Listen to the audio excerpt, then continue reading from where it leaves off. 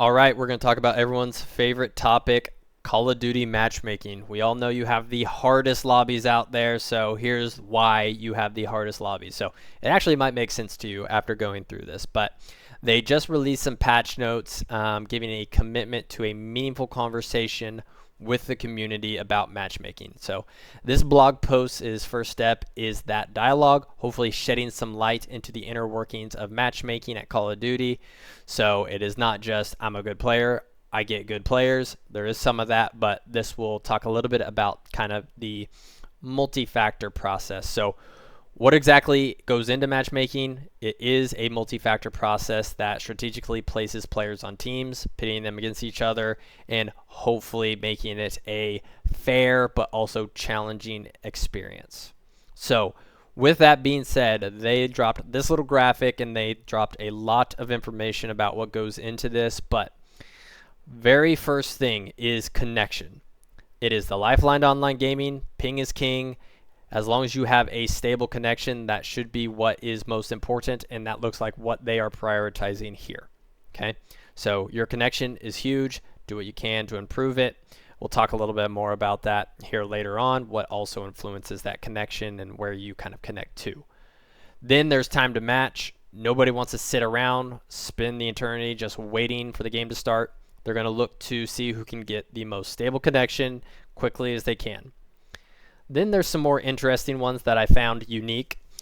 Player diversity, the variety of playlists available to players to choose from will play a factor, as well as recent map and mode. So yeah, if you are only sweating it out on Warzone quads or solos, you're probably going to get some similar individuals, right? So maybe splitting it up, playing some other modes, maybe that will change things some.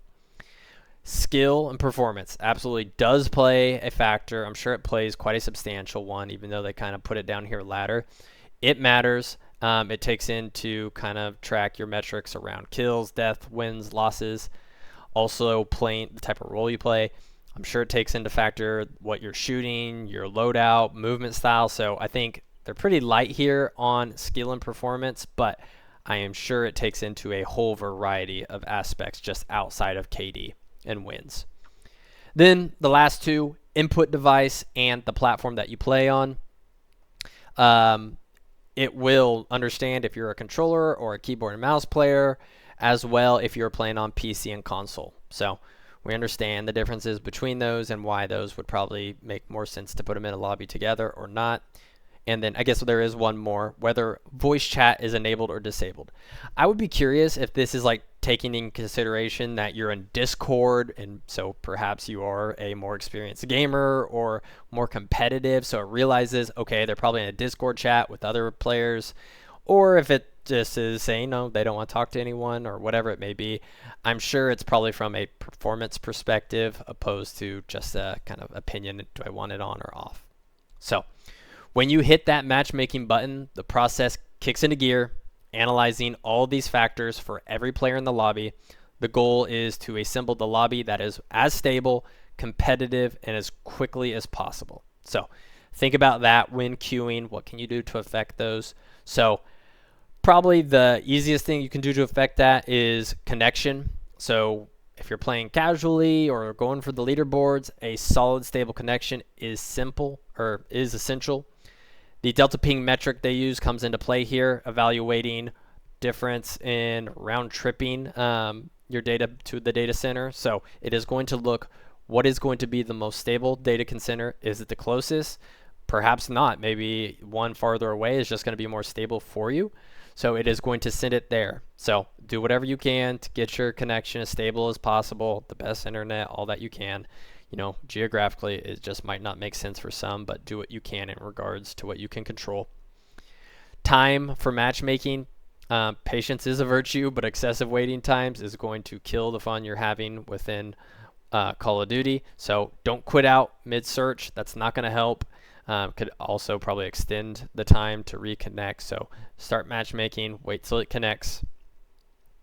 The role of your skill. So obviously, the better you are probably going to get some harder lobbies.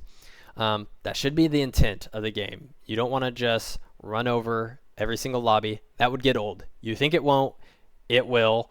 You want to run over a lot of lobbies, get challenged in some lobbies. You need that balance, that ebb and flow. You don't realize it, but trust me, you don't want to just drop 30 bombs every game. That will get boring. It'll feel like a cheat code.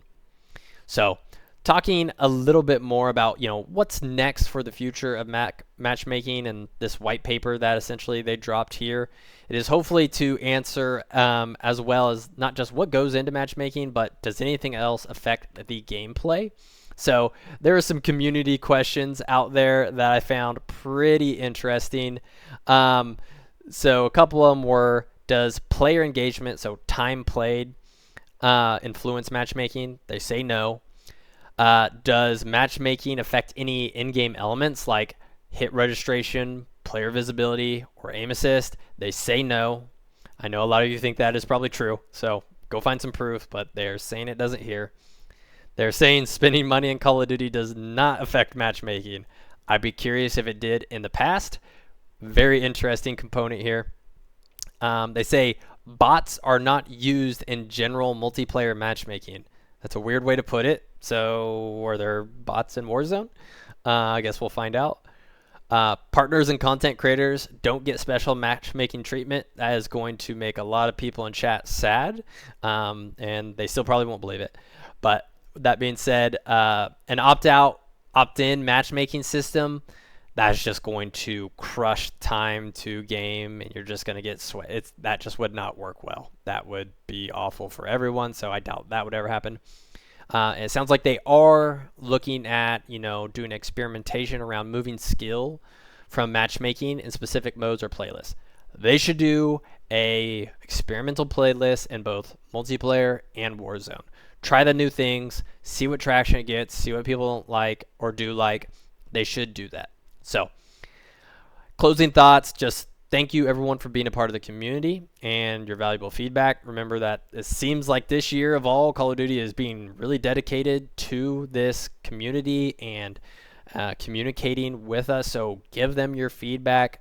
Be loud. Let them know what you're looking for, what you want to see. But that is all I have for today. Hopefully this is helpful. Try to pick this little article a piece by piece and see how this goes forward with any of the experimental playlist, or if there's any changes you can make to affect your playlist. I'm sure a lot of people will read this and see what they can try to do to get around it, but we'll see here. Thank you all. Really appreciate the time, and have a great day.